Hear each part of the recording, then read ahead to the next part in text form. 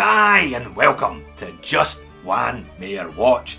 Finally, after 2.5 years and 350 videos, I get to show you a Scottish watch today, and it's a good one. I even put my kilt on to celebrate. Now this has been a long time coming. I first spotted the Akura Wayfarer back on Instagram about 18 months ago. It's the brainchild of a man called Philipp. Hang on a minute, that doesn't sound particularly Scottish, does it? Philipp. German? He's German, he's not Scottish at all. I'm not putting bloody lederhosen on, you can forget about that. Says here though, the watch was designed in Dundee. Philipp's been living in Dundee for the last 4 years. Frankly, that's enough to get you into the Scottish football team if you're any good, so it's good enough for me. Now Philipp sent me a Phase 2 prototype in about March this year, so I've had an extended run, if you like, with this Wayfarer. It's kind of somewhere in between the AP Royal Oak and the Seiko Alpinist. Now that is an intriguing combination. Let's flip the camera and have a look at it.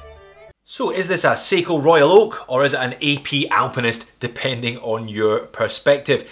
I don't think it has too many similarities with each of the watches, but as they're both classics, there's no surprise that Philipp has chosen to meld some key components of each into one timepiece.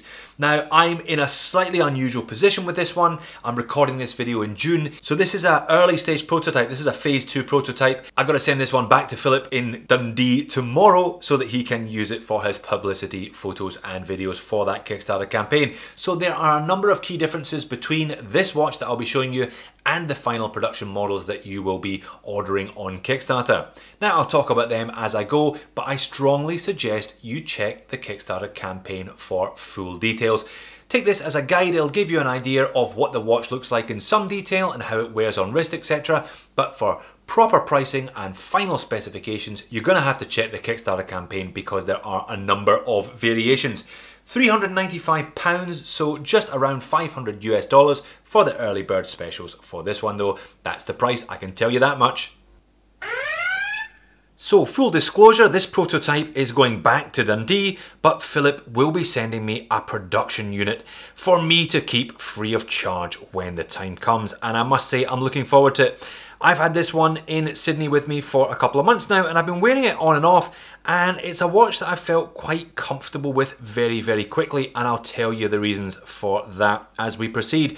So 42mm in diameter, only 10.5mm thick. So the advantage of using a Miyota 9015 is that it's a fairly short movement, and an inner rotating bezel means you can get your watch down this thin, 10.5mm. Not many watches with full automatics that I've looked at or around 1 centimeter thick. 47mm lug tip to lug tip, so again, relatively large diameter, relatively compact lug to lug.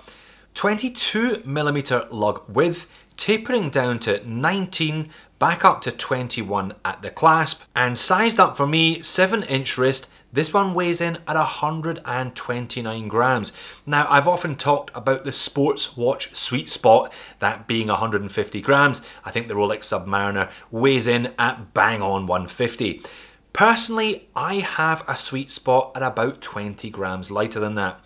About 125, 130, I find that the ideal weight for a watch. Maybe I need to go to the gym more often, but I really do appreciate a watch that's just a little bit lighter, wears a little bit easier, a bit more comfortable. That's one of the reasons I think why I've got on so well with this Wayfarer. So 316L stainless steel, it's a 3-piece case, twin crowns and smooth bezel. We've got a full stainless steel bracelet, solid end links and stainless steel links, very thinly manufactured, really aping the look of that Royal Oak bracelet. In fact, I'll pop up a picture of the Royal Oak bracelet, pretty much the same there. Really, this one replicating Gerald Genta's original design as closely as is possible. Now it is screw links, but there are tiny little screws there. If you are picking up one of these, I recommend you pick up yourself a 1mm screwdriver from eBay before it arrives. And we've got a proper scissor clasp here with the Akura logo. Nice push pressers on either side of it as well. Now the secondary crown, the smaller crown there, down at the 430, that one is not screw down, it operates the inner rotating bezel, I'll show you that in a second or two. The main crown here at the traditional position at 3 o'clock is screw down, and it's kind of semi-guarded as well, but still quite easy to operate. So screw down, one pop, as you'd expect. You can wind the watch. Because it's a Miyota 9015, this one hacks and hand winds. Second pop, adjust the date. You can see that turning over there at the 6 o'clock, and the third pull of this crown will adjust the time. So the crown at 3 is entirely conventional, just what you would expect from an automatic watch, including that screw back in there for the 100 meters of water resistance. The crown at 4, that's the interest today, that rotates the compass bezel. Let's look at this dial then, and plenty going on. I'll pop up some macro shots a little bit later on. Now we've got printed, we've got the Akura logo and the brand name there underneath the index at 12, or should that be north. Wayfarer, automatic and red, so the only bit of colour is that little red automatic. I think a good choice, nice clean black and white aesthetic, but a touch of colour adding a little extra element to it. Now the handset is quite interesting. Quite a dominating, big second hand. Now that is going to be fully loomed on production units as well. And this kind of barbed hour hand, kind of pointing backwards there, quite aggressive. Similarly, a large sword, kind of spear shaped minute hand as well. So quite angular, aggressive looking handset, very, very noticeable. So we've got recessed indexes all the way around, truncated one at 6, and we've got a date window cut out at 6. One thing on this prototype is not particularly neatly done. That will be done a lot better for the final production units. Colour matched date wheel though, which is always a pleasure to see. So let's have a look at this inner rotating compass bezel. Not sure if Philip got lost in Dundee one day and decided that he needed a compass in his watch. Not really sure how many people will actually use this feature, but there it is. Inner rotating bezel with a compass. Now, unlike the Alpinist, which only has the compass points, Philip has, I think, rather wisely chosen to put the 5, the 10, the 20, the 25, etc. So you can use this bezel as a traditional countdown out or count up bezel as well. Now, I'll put the loom video up now.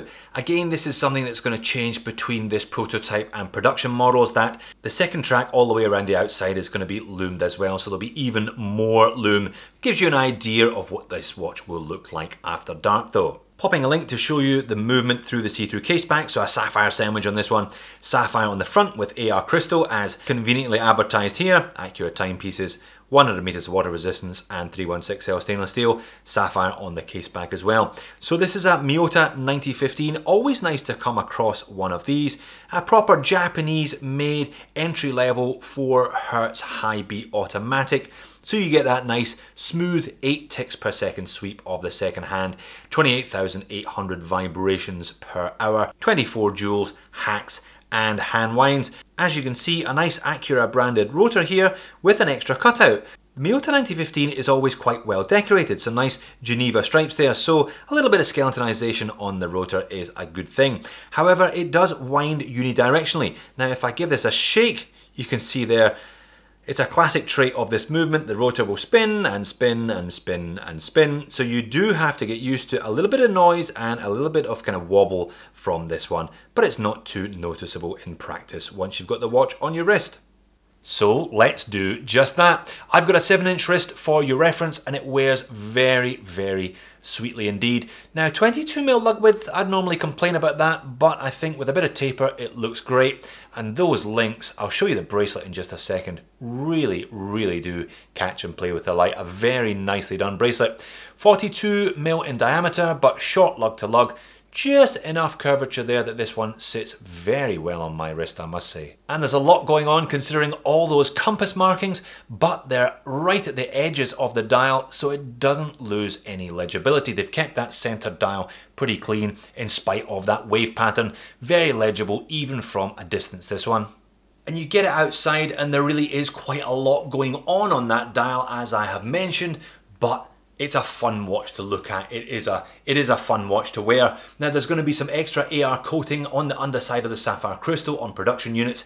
As I said, I didn't find this one a problem at all though, still nice and legible out in the sunshine. Again, 10.5mm thick. I really haven't encountered many automatics that have been this slim and light feeling on wrist. Big part of the appeal of this one, I think, for future prospective owners is going to be how slim it is and that little bit of extra lightness at 130 grams. And this bracelet really is very nice to look at and very nice to wear on wrist. Not an easy one to manufacture, I'd imagine. Nice chamfered edges, super slim, and as discussed, still manages to put proper screw links in there. Good finishing throughout, very, very comfortable. Now the clasp, Akura brand, Akura logo etched into this, not printed on, double pushers, and it's a proper scissor clasp. 3 holes, 3 micro adjust holes, so you should be able to get a decent fit with this one. Now I'm definitely a bracelet guy, but these 2 strap options do add something different. I like this kind of canvas one with the leather underneath. Nice Akura logo there brushed onto the buckle. I guess this one makes it a little bit more outdoorsy. Again, in keeping with that kind of compass, it's an outdoor style sports watch. Nice colour tones as well, the grey against the black. And there it is on a kind of mushroom coloured cross-stitched leather strap. This one having high polished hardware as opposed to the brushed on the cord strap. Again, another look, nice quality, smells good, feels good, looks good.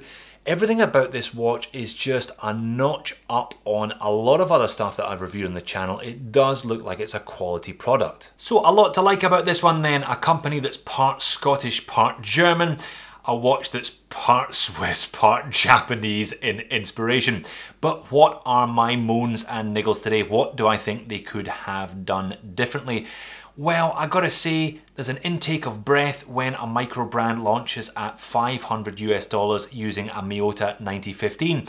It's hard for small companies on their initial run of watches. You just don't have the economies of scale, it's a small batch production, and there's a lot of money that's gone into the design stages to get you to Kickstarter. I mean, I don't think it's overpriced, but it's a bit of a commitment to ask from people for a no-brander, a watch without any reputation.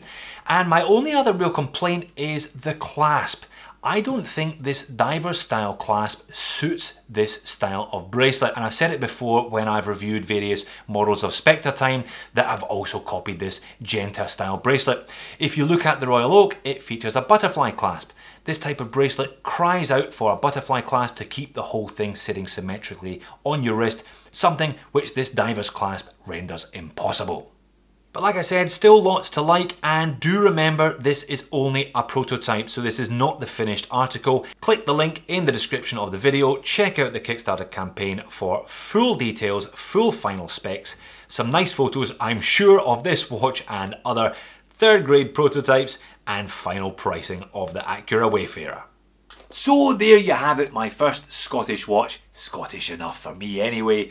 Hopefully not my last if this one is anything to go by. Philipp has clearly been designing and refining this one over a lengthy period. He didn't just pick a design out of a catalogue, that's for sure, and you can tell when you look at it some of the more intricate detailing on the dial, the crown, the strap, the bracelet, etc, etc. All very nice indeed. Please click on the link, check the full description of the Kickstarter video. As I said, I got a phase 2 prototype, so I cannot speak to all of the details. But even the prototype I received looked like it was a high quality unit, and I'm sure, given the design, it will sell very well indeed. Thanks for watching. I will see you in the next one.